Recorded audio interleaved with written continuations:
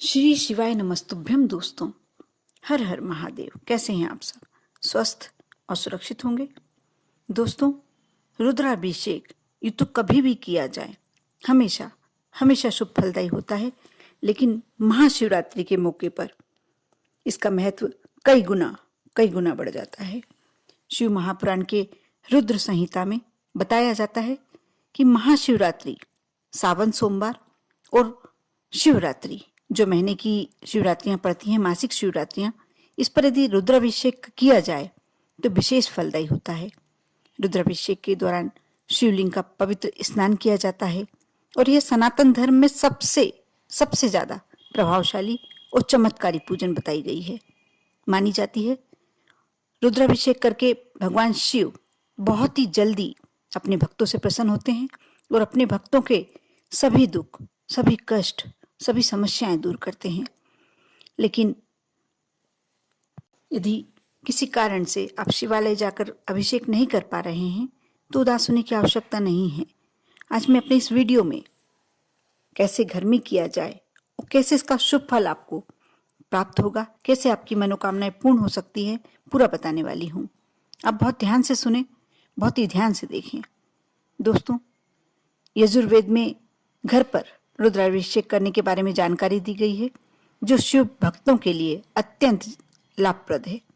सर्व देवात्मको रुद्र सर्वे से सर्वे सर्वे सर्वे सर्वे देवा शिवात्मका, अर्थात सभी देवताओं की आत्मा में रुद्र उपस्थित है और सभी देवता रुद्र से संबंधित है। जैसा कि मंत्र से साफ है, रुद्र ही सर्वशक्तिमान है। यह भगवान शिव का प्रचंड रूप है। इस रूप की विधि विधान से पूजन करने पर ग्रह नक्षत्रों की बाधाएं दूर होती हैं और वह शुभ फल देते हैं। साथ ही रोगों और परेशानियों से मुक्ति मिलती है। महाशिवरात्रि का दिन भगवान शिव का सबसे प्यारा दिन माना जाता है, क्योंकि इस दिन शिव और शक्ति का मिलन हुआ था। शिवलिंग के अभिषेक से पहले इन सामग्रियों को आप देख लें कि सभी चीजें आपके पास है कि नहीं। अभिषेक के लिए गाय का घी, चंदन, पान का पत्ता, धूप, फूल, गंध, बेलपत्र, कपूर, मिठाई, फल, शहद, दही, ताजा दूध, मेवा, गुलाब जल, पंचामृत, गन्ने का रस, नारियल का पानी, चंदन पानी, गंगा जल, पानी, सुपारी और नारियल, ये सारी वस्तुएं आपके पास होना चाहिए। पहले व्यवस्था कर लें। यदि कोई एक आध वस्तु नहीं मिल पाती है किसी कारण से, तो आप उदास नहीं होइए, क्योंकि ऐसा नहीं है कि आपके पास कोई वस्तु की कमी है तो भोलेनाथ आपकी पूजन स्वीकार नहीं करेंगे। भोलेनाथ अत्यंत भोले भाले हैं। आप यदि श्रद्धा से जल भी समर्पित करते हैं तो वह आपको मान्य करते हैं, उसका पूरा प्रतिफल आपको प्राप्त होता है। लेकिन जो रुद्राभिषेक किया जाता है वे एक अपने मन की श्रद्धा जताने का तरीका है। और रुद्राभिषेक आज के समय में बहुत ही जो कठिन काल चल रहा है, जो समय चल रहा है, परेशानी भरा समय चल रहा है, उसमें आप छोटा सा ये यदि कार्य अपने घर में कर लेते, आप मान कर चलिए, आपके घर में नेगेटिव ऊर्जा तो रहने वाली है ही नहीं। कोई भी दुष्ट आत्माएं, दुष्ट शक्तियां यदि आपके घर में प्रवेश भी कर चुकी हैं तो निकल जाएंगी।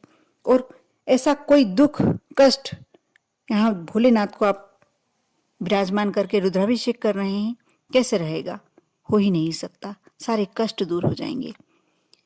आप अगर यदि आपके पास है तो आप सुगंधित पदार्थ अगर वगैरह तो शिवलिंग पर अर्पित करना चाहते हैं तो वह भी लाकर आप पूजन से पहले रख लें। इसके साथ ही शंगी, यानी गाय के सींग से बना अभिषेक का पात्र शंगी होता है। शंगी पीतल या अन्य धातु की भी बाजार में उपलब्ध होती है और ये मंदिरों में आप किसी पंडित से बात करके भी ला सकते हैं। रुद्राष्टई के एकादशिनी रुद्री के 11 आवृत्ति पाठ किया जाता है। इसे ही लघु रुद्र कहा जाता है। शिवलिंग से बहने वाले पानी को इकट्ठा करने की व्यवस्था करना पड़ेगा और फिर वेदी पर आपको स्थापित करना पड़ेगा। आप घर पर रुद्राभिषेक करने के लिए पूरी तरीके से तैयार हैं, इसलिए सबसे पहले आपको मिट्टी का शिवलिंग बनाना है। अगर घर पर पारस शिवलिंग पहले से ही है तो ये भी आप बहुत अच्छी बात है, आप उस पर भी कर सकते हैं।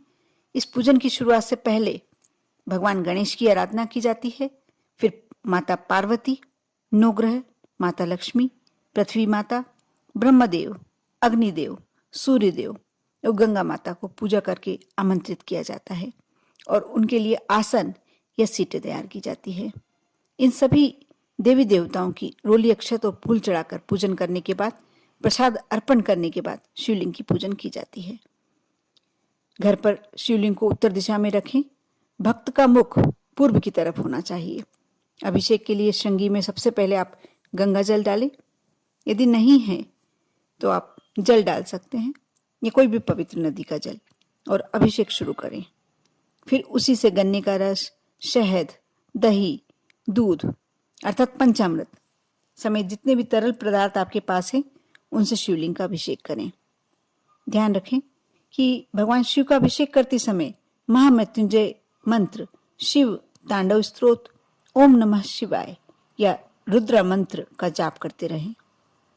इसके बाद भगवान शिव पर, शिवलिंग पर चंदन का लेप लगाएं और फिर पान का पत्ता, बेलपत्र, सुपारी आदि सभी चीजें शिव जी को अर्पित करें।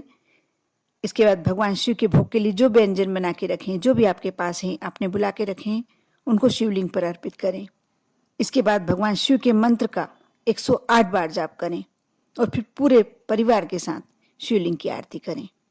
अभिषेक के जल को एकत्रित करके पूरे घर में छिड़काव करें और फिर सभी को पीने के लिए दें। मान्यता है कि ऐसा करने से सभी रोग दूर हो जाते हैं। महाशिवरात्रि पर रुद्राभिषेक की पूरी प्रक्रिया से शिव मंत्रों का आप जाप करते रहें।